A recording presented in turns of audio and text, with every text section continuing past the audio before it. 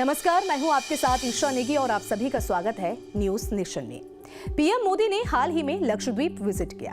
PM Modi की लक्षद्वीप की यात्रा की काफी चर्चाएं हो रही है। उनके एडवेंचर की कई तस्वीरें सोशल मीडिया पर वायरल हो रही हैं। लक्षद्वीप भारत का सबसे छोटा केंद्र शासित प्रदेश है। यहाँ का एरिया केवल 32 वर्ग किलोमीटर है। पीएम मोदी ने स्नॉर्कलिंग की अपनी तस्वीरें शेयर करते हुए भारतीयों से लक्षद्वीप घूमने जाने की अपील की। उन्होंने कहा, जो लोग एडवेंचर पसंद करते हैं उनके लिस्ट में लक्षद्वीप टॉप पर होना चाहिए।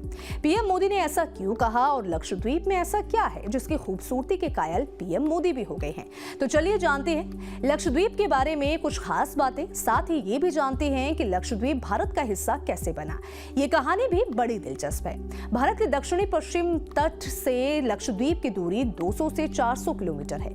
लक्षद्वीप पर कुल 36 छोटे छोटे आइलैंड्स का ग्रुप है, लेकिन यहाँ सिर्फ 10 टापुओं पर ही लोग रहते हैं। यहाँ की 96% आबादी मुस्लिम है। लक्षद्वीप की राजधानी की बात करें तो यहाँ की राजधानी कवरत्ती है। साल 2011 की जनगणना के अनुसार लक्षद्वीप की जनसंख्या कुल 64,473 है। यहाँ का लिटरेसी रेट 91.82% है, जो भारत के कई बड़े बड़े शहरों से ज्यादा है। तो चलिए अब जानते हैं कि लक्षद्वीप आखिर भारत का हिस्सा कैसे बना। बात अगस्त साल 1947 की है, जब भारत और पाकिस्तान का बंटवारा हुआ था। भारत के गृह मंत्री और उप प्रधानमंत्री सरदार वल्लभ भाई पटेल ने 500 से ज्यादा रियासतों को एक करने में अहम भूमिका निभाई थी।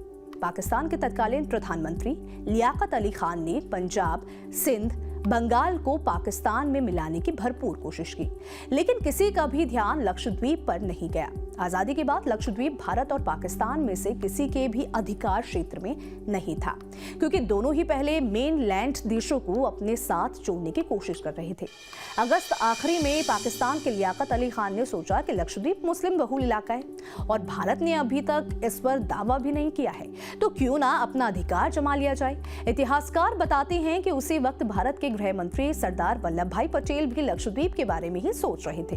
हालांकि दोनों देश थोड़ा कंफ्यूज थे कि वहां अभी किसी ने दावा किया है या फिर नहीं।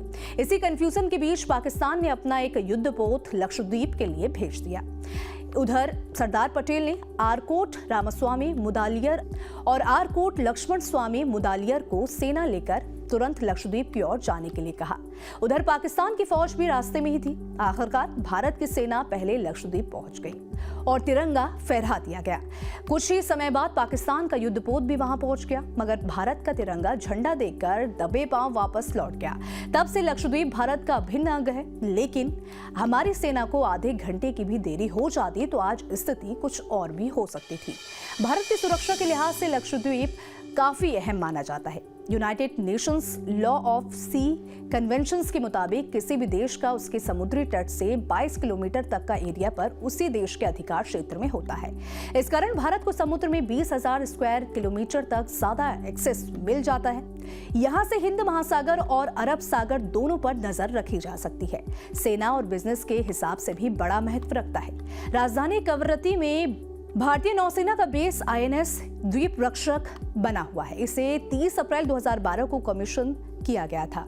चीन के लगातार बढ़ते दबदबे के बीच लक्षद्वीप आइलैंड पर भारत अपना मिलिट्री बेस तैयार कर रहा है। इससे चीन और पाकिस्तान से आने वाले किसी भी बड़े खतरे को टाला जा सकता है। साल 2008 में मुंबई हमले के बाद से ही यहाँ सैन्य ताकत बढ़ाने पर जोर दिया जाता रहा। साल 2010 में पहले कोस्ट गार्ड स्टेशन बनाया गया। साल 2012 में नेवी बेस की स्थापना की गई और अब लक्षद्वीप हमारा है। तो देखिए, इस वीडियो को लेकर आप क्या सोचते हैं, आपकी क्या राय है? आप अपनी राय हमें कमेंट सेक्शन में जरूर बताइएगा। वीडियो पसंद आए तो वीडियो को लाइक शेयर करना ना भूलें। धन्यवाद।